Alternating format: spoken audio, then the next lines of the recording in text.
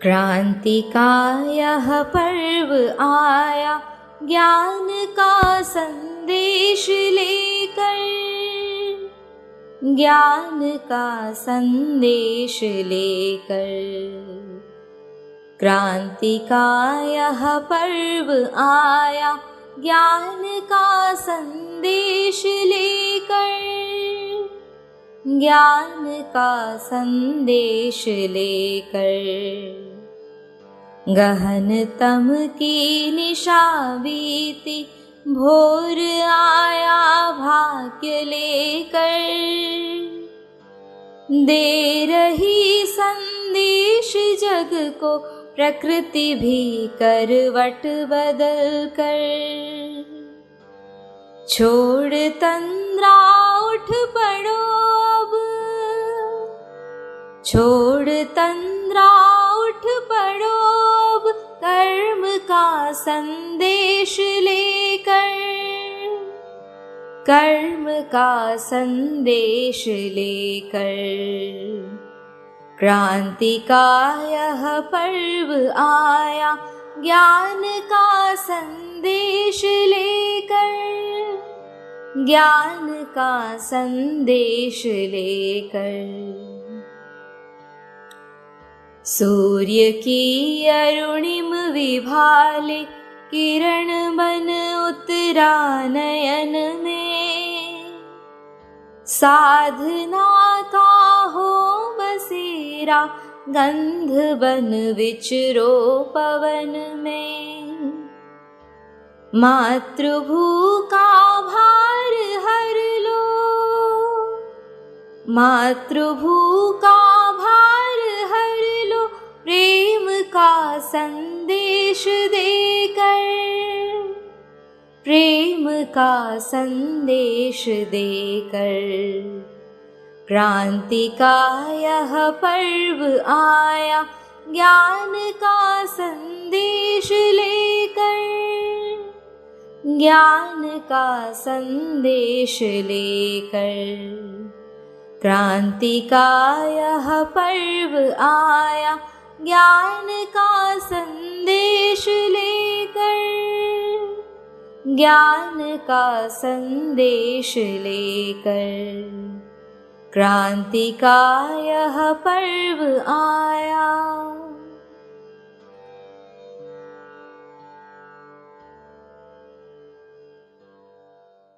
ओम शांति। जब नाव जल में छोड़ दी, तूफान में ही मोड़ दी, दे दी चुनौती सिंधु को, फिर धार क्या मझधार क्या। जब छोड़ दी सुख कामना, आरंभ कर दी साधना, संघर्ष पथ पर बढ़ चले, फिर फूल क्या अंगार क्या। कह मृत्यु को वरदान ही, मरना लिया जब ठान ही। जब आ गए रणभूमि में, फिर जीत क्या फिर हार क्या। संसार का पी पी गरल, जब कर लिया मन को सरल, भोले शंकर हो गए, फिर राग क्या श्रृंगार क्या। जब आगे बढ़ गए, अब पीछे मुड़ना नहीं है, फिर जो भी हो जाए। हार क्या जीत क्या, जो होना है होने दो। जीवन संघर्ष पथ है, प्रत्येक पल प्रत्येक घड़ी एक सतत संघर्ष, एक लड़ाई है। कुछ न कुछ हो ही रहा है प्रतिपल, या तो बाहर या फिर मन में। ये लड़ाई ऐसी नहीं कि चालू हो गई और ख़त्म हो गई। ये लड़ाई सतत है, निरंतर है। दिवस रात्र आम्हा युद्धाचा प्रसंग, निरंतर युद्ध का प्रसंग। अंतर्बाह्य जग आणि मन, बाहर जगत है, अंदर मन है। लड़ाई दोनों तरफ चालू है, और ऐसा भी नहीं कि इसमें केवल जीत ही होगी, इसमें हार भी होती रहे। पर हार कुछ सिखाए, हार एक सबक है। असफलता एक चुनौती है, स्वीकार करो। क्या कमी रह गई है देखो और सुधार करो। कुछ किए बिना ही जय जयकार नहीं होती, और कोशिश करने वालों की हार नहीं हो तो कोशिशें जारी रहे। गिरना है, संभलना है, फिर उठना है। कभी हार हो ही नहीं, इसे तीव्र पुरुषार्थी नहीं कहा जाता। पर तीव्र पुरुषार्थी अर्थात जब जब हार हो जाए, जब जब गिर जाओ, फिर उठ के खड़े हो जाना और फिर से नई शुरुआत, नया संघर्ष, नई यात्रा चालू करना। परंतु इसके लिए क्या चाहिए? उमंग चाहिए। और कई बार जीवन में ऐसा होता है कि सारा उमंग समाप्त। जैसे ही एक कुमार दूसरे कुमार की खबर सुनता है तो उदासी सी छा जाती है। सोचने लगता है उसने जो किया वही सही है। कब तक ये अकेलापन? शायद हम भटक गए। तो यज्ञ इतिहास का ये कारवा, यज्ञ इतिहास की ये यात्रा हमने रोक दी है बीच में। कुछ प्रसंगों को हम ले रहे। असंख्य आत्माओं के जीवन में जो छोटे छोटे प्रसंग हुए, असंख्य आत्माओं के जीवन में जो छोटे छोटी घटनाएं हुई, उन घटनाओं ने उनके जीवन को परिवर्तित कर दिया। हमारे लिए अब वो घटनाएं बहुत छोटी लगती है, परंतु उस समय उन आत्माओं के लिए वो घटनाएं जीवन परिवर्तन के सूत्र थे। तो ऐसी बहुत सी घटनाएं। तो अब तक हमने कितनी स्टोरीज देख ली? 63। तो आज फिर से ऐसी 7 नई कहानियां, नई स्टोरीज देखेंगे। और एक एक स्टोरी के पीछे उद्देश्य क्या है, उसको आंखों के सामने अब घटते हुए देखना है। स्क्रीन पर देखना है कि वो अब हो रहा है। दूसरा, वो जिसके साथ हो रहा है वो मैं हूं। और तीसरा, हर एक स्टोरी से कुछ ना कुछ सीखना है, क्योंकि जीवन में अब भी कुछ ना कुछ हो रहा है। हर घटना एक कहानी है। कल सारे दिन भर जो कुछ हुआ वो छोटी छोटी कहानियां थी, उसको कहानी के रूप में लेना है तो बहुत कुछ सीख सकेंगे। तो भट्टी का आज का 76 और छोटी भट्टी का आज का 10वां दिन। भट्टा और भट्टी, गलता और गलती। गलता से भी सीखना है और गलती से भी सीखना है। Story number 1। मुंबई से अभी अभी शादी कर एक युगल मधुबन में आया था, न्यूली मैरिड, और बाबा से मिल रहा था। और बाबा ने उनके साथ थोड़ी ही वार्तालाप की और थोड़ी चर्चा के बाद उनको एक सौगात दी। क्या सौगात दी? लक्ष्मी नारायण का एक चित्र। और क्या कहा कि यदि सामने आ जाएंगे सब, कि यदि सतयुग में तुम्हें ऐसे लक्ष्मी नारायण बनना है तो इस जन्म में पवित्रता का व्रत धारण करना है। क्या इस बूढ़े बाप की ये छोटी सी बात नहीं मानोगे? इस ब्रह्मा तन में वो शिव बाबा आकर तुमसे बात कर रहा है। इस अंतिम जन्म में क्या पवित्र नहीं रहोगे? अभी अभी शादी करके आए, नौजवान है, न्यूली वेड। और बाबा ने उनसे ये बात कह दी जैसे शिव बाबा ही उस समय ब्रह्मा तन में प्रवेश है। और वो युगल कहने लगे, या फिर ऐसा प्रभाव उन पर पड़ा कि तभी के तभी दोनों ने आजीवन ब्रह्मचर्य की प्रतिज्ञा कर ली। अगले दिन क्लास में बाबा ने उनकी महिमा भी की और वो युगल आज दिन तक भी उसी ब्रह्मचर्य व्रत में चल रहे। प्रतिज्ञा जो तब की थी, किसमें ऐसी शक्ति होगी जो किसी नवविवाहित जोड़े को ऐसी अखंड आजीवन ब्रह्मचर्य की प्रतिज्ञा सहज करने के लिए बाध्य कर दे। ये कार्य कोई मनुष्य तो कर ही नहीं सकता है, पहली बात। परंतु जिसके द्वारा कराया वो भी कोई छोटी हस्ती नहीं है। तो बाबा ने एक बार कह दिया, उन्होंने मान लिया, बस ही। इस संसार में जितने साधना के व्रत है उन सभी साधनाओं में ब्रह्मचर्य की साधना सर्वश्रेष्ठ साधना है। क्यों ब्रह्मचर्य की साधना सर्वश्रेष्ठ क्यों है? क्योंकि सबसे तीव्र गति से मनुष्य की चेतना में जो शक्ति है उसका पतन, उसका ह्रास काम विकार से होता है। इसलिए योगी अपनी सभी शक्तियों को संग्रहित करना जिसका लक्ष्य है, बिना इस साधना के वो आगे बढ़ ही नहीं सकता।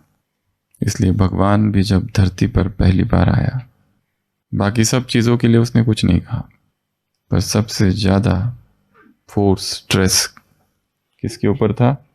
पवित्र बनो। रोज की मुरलियों में हजारों बार हम सुन चुके हैं, परंतु जब तक उसका चिंतन नहीं, मनन नहीं, अध्ययन नहीं, तब तक ये संभव भी नहीं है। और किसी को ब्रह्मचर्य बहुत तीव्र और तेज गति से धारण करना है तो उसकी एक शक्तिशाली विधि, निरंजन को यदि पाना है तो व्यंजन को छोड़ना पड़ेगा।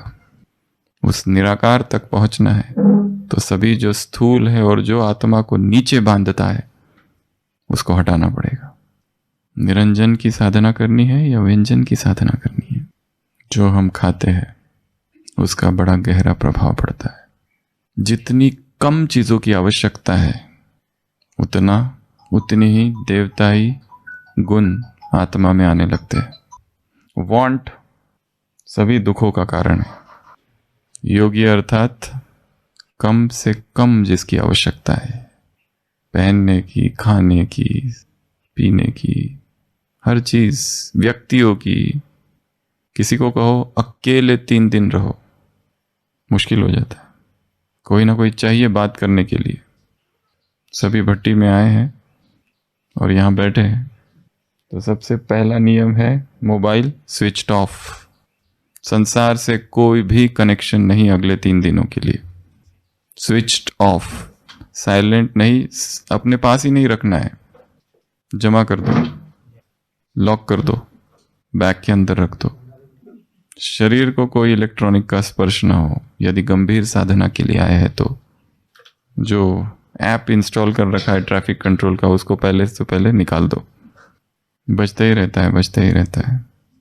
इधर से बजता है शिव की याद रही, फिर उधर से बजता है शिव की याद रही, फिर उधर से बजता है शिव की याद रहेगी, तब फिर वहां से बजता है शिव की, छोटे छोटे शिव की याद रही, फिर बड़ा शिव की याद रही बजता है एक।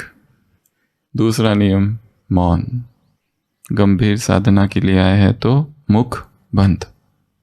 बातें करते करते साधना नहीं होती। इससे मिलूं, उससे मिलूं, ये बात करूं, वो बात करूं।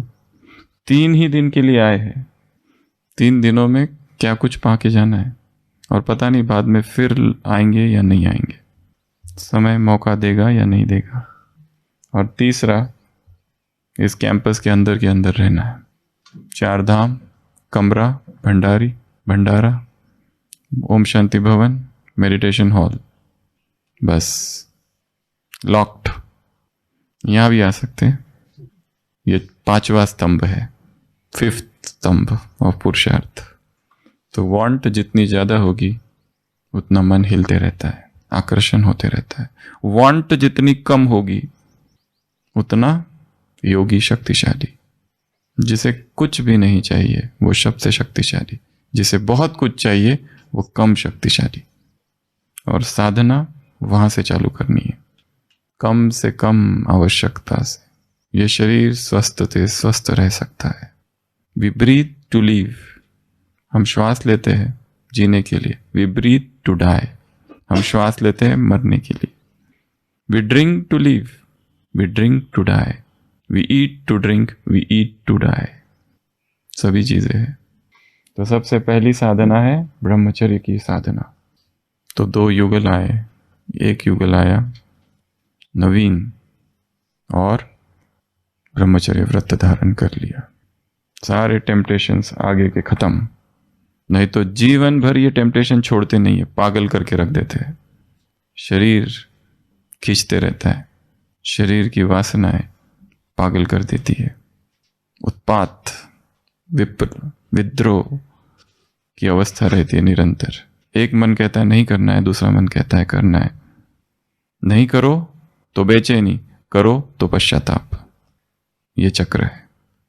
नहीं करो तो मिस, करो तो रिपेंटेंस।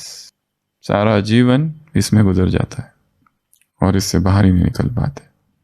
इसके लिए मॉरल ऑफ द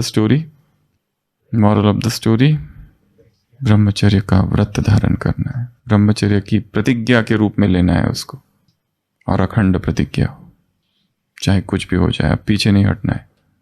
किसी और के लिए इंतज़ार नहीं करना है कि वो पालन करे फिर मैं पालन करूं। जो जहाँ है और जिस समय और जिस स्थिति में, जिस परिस्थिति में, जिन लोगों के साथ है, वहीं से चालू करना है यात्रा। तो story number 1। Story number 2, Ramesh भाई सुनाते हैं कि हम एक बार मुंबई से पूना जा रहे थे और बीच में नाश्ते के लिए एक दुकान पर रुके और दुकान बहुत अच्छा था, तो वहाँ पर बैठ के नाश्ता किया होगा। और फिर आते समय, वापस पूना से मुंबई जाते समय बाबा भी साथ में थे, तो बाबा को मैंने कहा कि वो स्थान बहुत अच्छा था जहाँ हमने आते समय नाश्ता किया था। बाबा ने कहा, तुमको अब तक वो याद है? तुमको अब तक वो याद है? उन सब चीज़ों को याद करना ही नहीं है जो फालतू है। उन सब चीज़ों को याद करना ही नहीं है जिसको याद करने से कोई कमाई नहीं होती है। याद केवल ज्ञान को करना है और बाप को करना है। संसार में ऐसी हजारों चीज़ें देखने को मिलती है, सुनने को मिलती है। किस किस को याद करते हुए रहेंगे और किस किस को याद करते बैठेंगे तो जिसको याद करना है वो भूल जाएगा। संसार में हजारों व्यर्थ चीज़ें हैं, झरमोई झगमोई, ये हुआ वो हुआ। एक ही दिन में एक ही व्यक्ति के साथ 100 बातें होती है। एक ही दिन में एक ही व्यक्ति 100 व्यक्तियों के साथ मिलता है। एक ही दिन में एक व्यक्ति 100 स्थानों पर जाता है, 100 घटनाएं होती है। एक एक चीज का यदि वर्णन करते बैठे तो पुरुषार्थ कब करेंगे? व्यर्थ का अंबार लगा हुआ है संसार में, व्यर्थ की बाढ़ आई है। सारा मीडिया निगेटिव मीडिया है। वैराग किससे? व्यर्थ से। इंटरेस्ट नहीं है, यहाँ क्या हो रहा है, वहाँ क्या हो रहा है, इसके साथ क्या हुआ, उसके साथ क्या हुआ, नो इंटरेस्ट। क्या जानने की कोशिश करें? अव्यक्त मुरली है बाबा के महावाक्य, जितनी न्यूज़ इंटरेस्टिंग होगी उतनी ही व्यर्थ होगी। इंटरेस्टिंग न्यूज़, चटपटी। तो स्टोरी नंबर 2, मॉरल, व्यर्थ में कोई इंटरेस्ट ना हो। कोई सुनाए तो अगर हम रुचि ले तो वो और सुनाएगा, और अभी इस बार सुनाया तो अगली बार हमें ढूंढेगा, क्योंकि उसके पास एक चटपटी खबर आई है। किसको सुनाओ जाकर? जैसे ही कोई न्यूज़ आती है क्या होता है अंदर से? जाकर सुनाओ सुनाओ सुनाओ। बहुत सारे दोस्त याद आते हैं जिन्होंने बहुत इंटरेस्ट लेकर सुना था। साधु संतों की मीटिंग होती है, सम्मेलन, धुआंधार भाषण करते हैं सभी साधु लोग, और फिर आपस में बैठते, भाषण हो गया, सब हो गया, भोजन वगैरह हो गया, फ्री टाइम है, तो पहला कहता है अब क्यों अपने ही सारे लोग हैं तो मैं एक बात बताना चाहता हूँ कि मैं दिन रात ब्रह्मचर्य की चर्चा करता हूँ और जोरदार भाषण करता हूँ, पर जब भी स्त्री को देखता हूँ तो अभी भी मेरे अंदर हलचल हलचल होती रहती है, अब क्या छुपाऊँ आपसे। दूसरा कहता है सही कहा तुमने, मेरी भी कुछ ऐसी हालत है। मैं दिन रात लोगों को कहता हूँ ये पैसे माया है, माया है, माया है, पर जब तक हर प्रवचन में कितने पैसे मिले वो गिनता नहीं, तब तक मुझे चैन नहीं आता है। तीसरा कहता है मैं रोज लोगों को सुनाता हूँ क्रोध नहीं करो, क्रोध नहीं करो, परंतु मेरे साथ जरा भी, मेरी सुख सुविधाओं में जरा भी कमी होती है तो मुझे क्रोध आ जाता है। क्या करूँ, अब अपने ही लोग हैं। लोगों के सामने तो हम कुछ और है, अपने लोगों के सामने तो बताना होता है ना, मन तो हल्का करना पड़ेगा। चौथा भागने लगता है, कहते तुम कहाँ जा रहे हो? कहते मेरी भी एक कमी है, कोई भी बात मैं अंदर नहीं रख सकता, मैं सबको बताने जा रहा हूं अब। ये एक ही तो कमी है मुझ में, किसी की भी बात पेट में रख नहीं सकता मैं। नई खबर सुनी कि भागे, सबको सुनाओ ढिंडोरा पीटने। तुमको पता है वो कुमार बहुत बुरा हुआ। व्यर्थ से परहेज, spiritual dieting. Story number 3, Sudesh बहन जर्मनी के सुनाते हैं कि एक बार मधुबन में आए और जो भी नया या जो भी मधुबन में आते थे, बाबा उनको अपने हाथ पकड़कर सब जगह घुमाते थे। ये है, ये है, ये है, यहाँ ऐसा होता है, वहाँ वैसा होता है। जैसे छोटे बच्चे को पकड़कर घुमा रहे हाथ पकड़कर, वैसे तो बहन जी लिखते हैं कि बाबा मुझे घुमाते घुमाते हम पहुँचे वहाँ। उस समय मधुबन में बहुत सारी गाय थी, तो एक बड़ी गाय थी, एक छोटी गाय थी। तो उनको देखते हुए बाबा ने कहा किसी से, अरे बच्चे, ये गाय तो बीमार है ना, इसके खाने के साथ कोई फलानी चीज़ मिलाकर इस गाय को खिलाओ, क्योंकि ये गाय बीमार है। तो सुदेश बहन ने पूछा, बाबा आप क्या जानवरों को भी डॉक्टर हो? जानवरों के भी डॉक्टर हो क्या? तो बाबा केवल मुस्कुराए और फिर दूसरे दिन साकार वाणी चली। बाबा ने कहा, इन गायों को भी तुमसे ज़्यादा अक्ल है। जो खाती है उसको क्या करती है? उगारती है, जुगाली करती है ताकि वो हजम हो जाए। मैं तुम बच्चों को ज्ञान घास खिलाता हूं, तो जो गाय जुगाली नहीं करती वो बीमार है। जो बच्चे विचार सागर मंथन नहीं करते गोया बीमार है। इसलिए जो भी ज्ञान सुनो उसको क्या करना है? मनन चिंतन। केवल सुनते सुनते रहते, सुनते रहते, सुनते रहते, सुनता, इतना ज्ञान, इतना ज्ञान, इतनी क्लासेस, अपच हो गया है। स्पिरिचुअल इंडाइजेशन, अजीर्ण। जो सुना है रुको, सोचो। यदि वहां पर 7 बातें बताई गई तो आप उसको 14 तक ले जाओ, बढ़ाओ, चिरके अध्ययन करके सोचो उसके बारे में। अभी भी यहाँ 7 बातें बताएंगे, इन 7 बातों का दिन भर चिंतन करते रहना है कि स्टोरी नंबर 1 क्या थी, स्टोरी नंबर 2 क्या थी, व्यर्थ से मुक्त, स्टोरी नंबर 3 क्या है, मनन चिंतन। जो सुना है उसको याद करने की कोशिश करना है। जैसे छोटा बच्चा क्या करता है? बाय हार्ट करता है, वैसे। क्योंकि ये बाय हार्ट करने की जो प्रोसेस है, इसमें ही चिंतन चालू हो जाता है और अपने आप विधेयी अवस्था भी आ जाती है। एक है ज्ञान को बाप को याद करना और दूसरा है बाप के ज्ञान को याद करना। एक साकार मुरली थी जिसमें बाबा ने कहा था, बाप के ज्ञान को याद करने में ज्यादा फायदा है और आसान है। बिंदी को याद करना मुश्किल है, परंतु ज्ञान को रिवाइज करना, क्या था क्या था क्या था, बाकी सब चीजें छोड़ दो, मेरे जीवन में क्या हो रहा है, परिस्थितियां क्या है, सब छोड़ दो। ज्ञान, चिंतन चिंतन चिंतन चिंतन, अपने आप कोई ना कोई उत्तर मिल जाता है। तो बाबा ने क्या कहा? मैं क्या देता हूं तुमको? ज्ञान घास। तुम सब कौन हो? गैया। माँ भागवत में दिखाया है, साधु संत कई जन्म जन्म से भगवान की तपस्या कर रहे थे और क्या कह रहे थे कि जब तुम आओ तो हम तुम्हारे साथ रहे। तो जो रास करते हुए दिखाया है, गोपियां, एक एक गोपी के साथ एक एक कृष्ण, और अचानक उसमें एक सीन आता है कि गोपी हट जाती है, वहां एक साधु खड़ा है। वो योगी है, वो भक्त है जो परमात्मा से मिलन करना चाहता था। वो सारी गोपियां वो सब थे जन्म से जो साधनाएं कर रही थी। यहां तक कि भक्ति के शास्त्र में तो ये भी दिखाया है, वो सारी जो गैया थी वो कौन थी? वो भी किसी जन्म में भगवान की ही साधना कर रही थी। वो गोपियों के साथ कम रहता है, इन गायों के साथ ज्यादा रहता है, ज्यादा बड़े भक्त है शायद वो। और जब वो आता है तो अपने पैरों की धूल सब, वो उनके पैरों की धूल अपने शरीर को लगाए हुए आता है, इतना प्यार है उन गायों से। तो गोविंद कन्हैया, ज्ञान घास। क्या करना है? जुगाली करना है। क्या करना है? उगारना है। क्या करना है? चर्न करना है, चिंतन करना है। सोचना अर्थात तैरना, ज्ञान का सोचना अर्थात ऊपर ऊपर तैरना। तैरने से क्या मिलेगा? मछलियां। और मनन करना और चिंतन करना और अर्थात गहराई में जाना, और गहराई में जाएंगे तो क्या मिलेगा? रत्न मोती। ये बाबा के महावाक्य एक मुरली में। तुम ज्ञान गंगाएं हो। एक अव्यक्त वाणी है, वाणी की शुरुआत है आज। ज्ञान सागर बाप अपनी हजारों ज्ञान गंगाओं में स्नान करने आए हैं। ज्ञान सागर बाप क्या करने आए हैं? गंगाओं में स्नान करने आए हैं। डेट 18 जनवरी 79 है शायद, शुरुआत में तो नहीं है, बीच में है। Story number 4। निर्भय भाई जी ने लिखा है कि एक पत्रकार था, सिंध हैदराबाद के समय का, इतना विरोधी था, जिसने बाबा पर पत्थर फेंके थे, पिकेटिंग की थी, सब कुछ विरोध किया था और ढेर सारे आर्टिकल लिखे थे ओम मंडली के खिलाफ।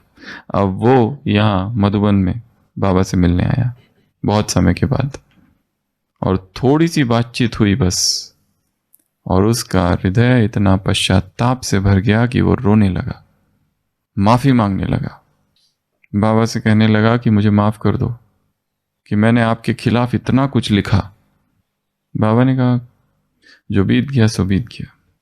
पूरी जानकारी नहीं थी, पूरी खबर नहीं थी, पूरा ज्ञान नहीं था, सुनी सुनी बातों पर विश्वास किया था। और शिव बाबा को कोई फर्क नहीं पड़ता, शिव बाबा कोई परवाह नहीं है इसकी, कौन क्या लिखता है और कौन क्या करता है। इसलिए फुल स्टॉप, भूल जाओ, जो हो गया वो हो गया। और वो भाई तो इतना पिघल जाता है और फिर कहता है कि इसके बाद मैं जो कुछ लिखूंगा इस ज्ञान के विस्तार के लिए लिखूंगा, प्रचार प्रसार के लिए लिखूंगा। Story close. Moral of the story, बीत गया सो बीत गया। संत ज्ञानेश्वर के जीवन में दिखाया है कि एक व्यक्ति था बचपन से जिसने विरोध किया, लास्ट तक विरोधी विरोध विरोधी विरोध। वो भिक्षा मांगने जा रहे क्योंकि लोग उनको तिरस्कार की नजर से देखते थे, चारों भाइयों बहनों को। क्यों? क्योंकि उनके पिताजी गृहस्थ थे, वैराग आ गया, फिर सन्यासी बन गए और छुपाया कि मैं गृहस्थ हूं करके। और उनकी पत्नी ढूंढ रही है उनको, एक साधु के पास जाती, कहती है कि क्या करूं, मैं दुखी हूं, मेरा पति सन्यासी बन गया। वो उसको आशीर्वाद दे देता है सौभाग्यवती भाव का। वो कहता मेरा तो पति चला गया, वो तो पति को आना पड़ेगा। और वो जो गुरु है, वो जहाँ बनारस जहाँ जाके गुरु करता है, उस गुरु को जब पता चलता है कि ये तो गृहस्थी है, तो उसको वापस गृहस्थ में भेज देते हैं। इसलिए लोग तिरस्कार करते हैं कि ये व्यक्ति सन्यास धर्म की इसने खंडन किया है, सन्यास से फिर गृहस्थ में आया है, और इसलिए उनको देहांत प्रायश्चित दिया जाता है। ये एक ही मार्ग है बस शुद्धि का। माँ बाप आत्महत्या कर लेते, 4 बच्चे अनाथ हो जाते, भीख मांगते फिरते हैं, परंतु लोग तिरस्कार करते हैं, तिरस्कार की नजर से देखते हैं। तो उसमें से एक व्यक्ति आखिरी तक विरोध करता है। वो भीख मांगने जाते, उसका भिक्षा पात्र फाड़ देता है, पैरों के नीचे कुचल देता है, आखिरी तक विरोध करता है। और लास्ट में एकदम से जैसे उसको प्रतीति पश्चाताप होता है, उसके शरीर में जैसे पूरा कोढ़ हो जाता है, पर उस समय वो ज्ञानेश्वर की शरण में आता है। परंतु संत ज्ञानेश्वर को जैसे कि कुछ किया ही नहीं उसने, जैसे वो कोई पापी है ही नहीं, इस नज़र से उसको देखते हैं। संत हृदय नवनीत समाना। उसमें एक दृश्य आता है, छोटा ज्ञानेश्वर अपनी माँ से पूछता है कि उसकी माँ जहाँ जाती है वो सारी स्त्रियाँ उसको, सन्यासी की पत्नी, या उसका तिरस्कार करती है, उसको कुछ कुछ कहती है। वो अपनी माँ से पूछता है कि दुख कब तक सहन करे, छोटा बच्चा दुख कब तक सहन करे। उसकी माँ का एक वाक्य है, समाधानाने दुख सहन करने ही एक तपश्चर्या है। समाधान से दुख को सहन करना ये भी क्या है, एक तपस्या है।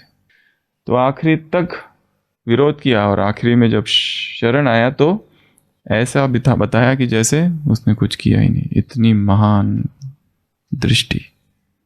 तो इस पत्रकार ने भी इतना विरोध किया और लास्ट में बाबा के पास आया। बाबा ने कहा जो बीता सो बीता हो गया, फुल स्टॉप, अब सोचो नहीं उसके बारे में, बिसार दो। तो मॉरल ऑफ द स्टोरी, जिसने भी हमारे साथ जो कुछ किया है जीवन में, फुल स्टॉप, माफ कर दो। क्या कर दो? माफ कर दो। इसलिए नहीं, उसके लिए नहीं, स्वयं के लिए, खुद के लिए। क्योंकि हर एक व्यक्ति ये सोच के चलता है कि मेरे साथ इसने ठीक नहीं किया। बदले की सूक्ष्म भावना बनी रहती है। ब्राह्मणों में भी ये देखा गया है। किसी एक जगह की न्यूज़ आई थी ब्राह्मण परिवार के अंदर की, कि एक व्यक्ति था, वो दांत की ट्रीटमेंट करने गया, तो दांत की ट्रीटमेंट किया सारा ब्राह्मण परिवार के अंदर ही, तो कुछ इन्फेक्शन हो गया, दोनों भी किए थे। और फिर वो जो दूसरा था जिसकी ट्रीटमेंट हुई थी, पेशेंट ने कंप्लेंट कर दी उसकी कि तुमने ये गलत कर दिया, सूजन आ गई। और फिर जिसने कंप्लेंट की थी, पेशेंट, आगे चलकर कुछ समय के बाद उसको एक पैरालिसिस का अटैक हो गया। तो वो जो था डेंटिस्ट, वो कहता है देखा अच्छा हुआ, मेरी कंप्लेंट की थी ना, अच्छा ही हुआ। बदले का भाव, हम उसके पास गए, उन्होंने हमको मदद नहीं की, अब आने दो उनको, अब हमारे डिपार्टमेंट में। फिर देखते हैं सूक्ष्म बदले का भाव। चाहे जिसने जो किया है करने दो, कुछ भी किया हो उसने, परंतु इधर नहीं रखना है। तो मॉरल ऑफ द स्टोरी, जो हो गया वो हो गया, विसार दो, भूल जाओ, हिसाब था पूरा हो गया। Story number 5। यज्ञ का एक धोबी था, तो बाबा ने देखा उसके कपड़े ठीक नहीं है, तो बाबा ने उसको कहा क्या तुम्हें कपड़ों की आवश्यकता है? तो उस भाई ने कहा नहीं बाबा, सिलने के लिए डाले हैं, अभी सिले नहीं है, सिल जाएंगे। तो बाबा ने कहा तुम्हें ज़रूर, वो बहुत संकोच कर रहा है, पर बाबा बड़ी मुश्किल से उसने बताया कि सिलने दिए है, आ जाएंगे। बाबा ने कहा तुमको चाहिए तो बोलो। उसने कहा नहीं चाहिए। फिर भी बाबा उसको ज़बरदस्ती ले गए, अपनी अलमारी खोली और बाबा के जो अपने सिले हुए वस्त्र थे उसमें से कुछ कपड़े निकाल कर उसको दे दे। वो ये की कह रहा था कि सिलने दिए है, अभी आएंगे। तो इससे पहले कि वो कुछ करता कहता, बाबा ने कुछ एक दो अपने निकाल कर उसको दे दिए। शायद हो सकता है झूठी कह रहा हो क्योंकि बाबा के पास बहुत तेज परख शक्ति थी। वो हम 1-2 दिन से देख रहे हैं कैसे परख लेते थे किसको चाहिए किसको नहीं चाहिए। उस दिन भी देखा ना, 2 कुमारों को पूछा, कुमार नंबर 1 गंधर्व विवाह करो एक कन्या को कि माँ बाप उसे तंग कर रहे, वो कहता है मना कर देता है। दूसरे को पूछते ही नहीं, दूसरा वहीं खड़ा है कुमार, और दूसरा बाद में कहता है कि मेरी जगह तुम्हारी जगह मैं होता तो कर दिया होता, और बाद में वही कुमार मायावी दुनिया में चला जाता है। तो परख शक्ति, किसको क्या आवश्यकता है उसकी वो आवश्यकता पूर्ण करना, किसको सुख देना, ये योगी के लक्षण है, ये ऋषि का स्वभाव है। अपने सुखों का भी त्याग कर कर दूसरों को सुख देना, अपनी वस्तु भी दूसरों को दे देना। कल हमने और एक चीज देखी थी, अपनी वस्तु बांट कर। कौन सी स्टोरी देखी थी? चीजें बांट कर, टोली। बाबा शाम को पूछते थे ना। हाँ, तो अभी भट्टी में आए हैं ना, तो मन की आंखों से अपनी अलमारी के थोड़ा देख लेना कौन कौन सी चीजें ज्यादा है। यहीं से संकल्प करके जाना है ये चीज बांटनी है, अभी पहुंचते ही बांट दो। बहुत माल बना के दबा के रखा है, जितना दोगे उतना बढ़ेगा। Next story number 6। रमेश भाई जी लिखते हैं कि एक दिन मधुबन में सिंपोजियम अर्थात परिसंवाद अरेंज किया गया, और बाबा को देखकर सबको एकदम आश्चर्य हो गया। बाबा एकदम सजे सजाए ड्रेस में। बाबा को बताया कि कल ये संवाद है, संवाद कहो परिसंवाद कहो या छोटी सी मीटिंग। तो बाबा को ऐसे ही कहा बाबा आप भी आ जाना। तो दूसरे दिन बाबा पूरा फुल ड्रेस में, जैसे चीफ गेस्ट होता है कोई फंक्शन का, वैसे चीफ गेस्ट ड्रेस में पहन के बराबर 9:30 बजे आके बैठे, एकदम ऑफिशियल, और हाथ में 3 चित्र, गीता का भगवान कौन। सब लोग देखने लगे ये क्या है, ये कैसा रूप है, एकदम सीरियस, जैसे चीफ गेस्ट आ रहा है उद्घाटन करने। और कहा कि मैं उद्घाटन करने आया हूं, और उद्घाटन में कहा ये 3 चित्र है, अब तुमको और नए चित्र बनाने हैं, चौथा, जो इस ज्ञान को और अच्छी तरह से समझाए। रमेश भाई जी लिखते हैं हम सोच रहे थे कि बाबा का ये कैसा रूप है, एकदम नया, एकदम ऑफिशियल, और अचानक आके कह दिया और सबको काम दे दिया, और सबकी बुद्धि चलने लगी कि हमें भी एक नया चित्र बनाना है। तो सबको किस में बिजी कर दिया? मंथन में, मनन में, चित्र बनाने में। जैसे हमारे निखिलेश भाई रोज यहाँ की स्टोरी जो सुना रहे उसका एक चित्र तैयार कर देते, पीछे बैठ के चालू है काम पर एक डालते, 7 स्टोरीज के 7 चित्र होने चाहिए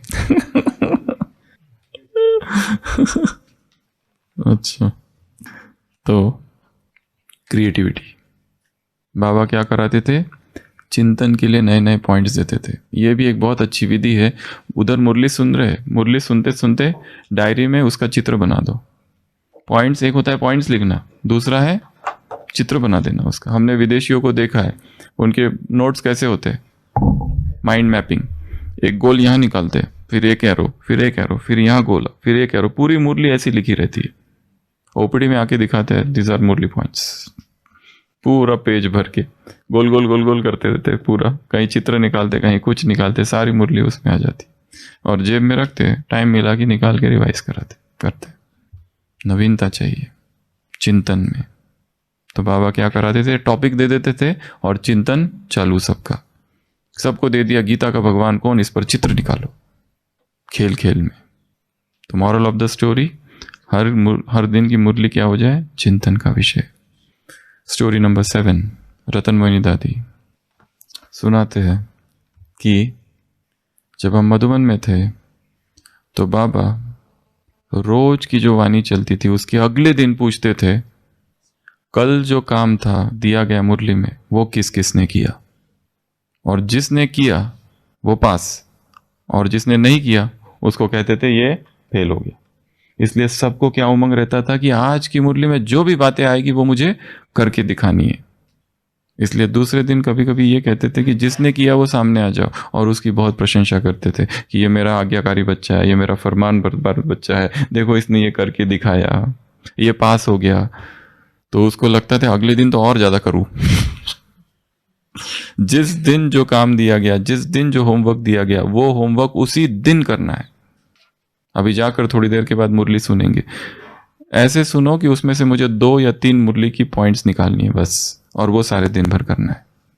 और फिर बता रहे कि भट्टी के लिए आए हैं तो 3 नियम है, मौन, मोबाइल बंद, नहीं तो मोबाइल लास्ट तक बजते ही रहता है, बजते ही रहता है, बजते ही रहता है। और तीसरा, जितना हो सके गंभीर साधना के लिए एक ही स्थान पर स्थिर होना होता है, और चलते फिरते समय भी आंखें नीचे, इसको देखूं उसको देखूं, देखते देखते नहीं चलना है। सन्यासी योगी होते हैं वो कैसे चलते हैं, डाउनकास्ट आइज, क्योंकि बहुत गहरा काम करना है और बहुत कम टाइम है। 3 दिनों में इतनी बड़ी प्राप्ति करके जाना है। अगर ये काम नहीं करेंगे तो यहाँ आना क्या हो जाएगा, केवल एक एंटरटेनमेंट, मनोरंजन। तो 7 बातें बताई। स्टोरी नंबर 1, ब्रह्मचर्य। एक युगल, नवविवाहित युगल ये कर सकता है तो हम क्यों नहीं कर सकते। रामकृष्ण परमहंस की शादी हुई, पहली ही रात अपनी युगल शारदा माँ को बिठाया, देवी जैसा सजाया और उसकी ही पूजा की। उससे पूछा कि तुम किस लिए आई हो, क्या मुझे गिराने आई हो? वो कहती है कि मैं आपकी साधना में मदद करने आई हूं। अपनी ही पत्नी की मां समझकर पूजा करना वासना का लेश मात्र नहीं।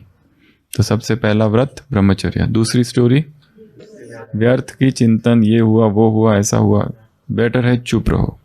तीसरा, मनन जुगाली करते रहना, जो सुना है अभी तुरंत अभी से आधे घंटा टाइम है मुरली के लिए, सोचना है एकांत में बैठकर क्या सुना क्या सुना क्या सुना, याद करने की कोशिश करनी है। चौथा, माफ कर देना जिसने जो किया है किया है। कई लोग ये प्रश्न पूछते हैं कि जो हो रहा है ये हिसाब किताब चुकतू हो रहा है या नया बन रहा है, किसने हमारा अपमान कर दिया, ठीक है, अब ये चुकतू हुआ हमारा कि नया बन रहा है। इसका एक सूक्ष्म अच्छा सा उत्तर ये है कि हम ये सोचे कि ये चुकतू हो रहा है और उसके लिए ये नया बन रहा है। हम ये नहीं सोचे कि ये बन रहा है, हम क्या सोचे कि हमने ऐसा उसके साथ किया था, ये हमारा चुकतू हो रहा है। पर वो जो सामने वाला है वो क्या सोचे, ये बना है, परंतु इतनी बुद्धि उसको आनी चाहिए। उस समय तो है ही नहीं, अनजान है उस समय, अगर होता तो करता ही नहीं, पर उसका वो नया बन रहा है और हमारा पुराना चुकतू हो रहा है। नेक्स्ट स्टोरी, परक शक्ति और कपड़े, जो चीज़ें हम यूज़ नहीं करते, 6 मास में जो चीज़ें यूज़ नहीं की है उसको दान कर दो। 6 मास में जो ऐप यूज़ ही नहीं किया उसको अनइंस्टॉल कर दो, ऐसे ही पड़ा मत रखो। ढेर सारे सब्सक्रिप्शन ये वो, सब से बाहर निकलो। ये ग्रुप वो ग्रुप, हजारों व्हाट्सएप ग्रुप बना के रखे, क्यों चाहिए इतने? एक काफ़ी है जिसमें कुछ एक ऑडियो आ जाए, बस सारे दिन भर के लिए इतना काफ़ी है। आज का मोती, आज का विचार, आज का ये, आज का वो, आज का पुरुषार्थ, कितनी हजारों चीज़ें। ये व्हाट्सएप है, ये वाला अपना कचरा इधर डालता है, ये वाला अपना कचरा इधर, ये वाला अपना कचरा इधर, ये वाला अपना कचरा इधर, ये दीवार है, ऊपर ऊपर से डालते जाते हैं। व्हाट्सएप, बाहर निकलो सबसे। Next, creativity. नेक्स्ट, लास्ट, जो होमवर्क दिया है उसी दिन वो करना। तो ऐसी ये 7 बातें हैं। अच्छा, ओम शांति। अब मिनट में रिवाइज करो मन के अंदर आंखें बंद कर कर। क्या सुना?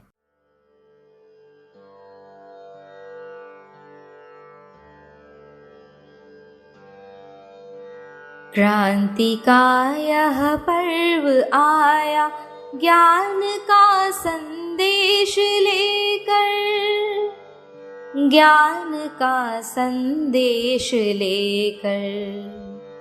क्रांति का यह पर्व आया, ज्ञान का संदेश लेकर, ज्ञान का संदेश लेकर।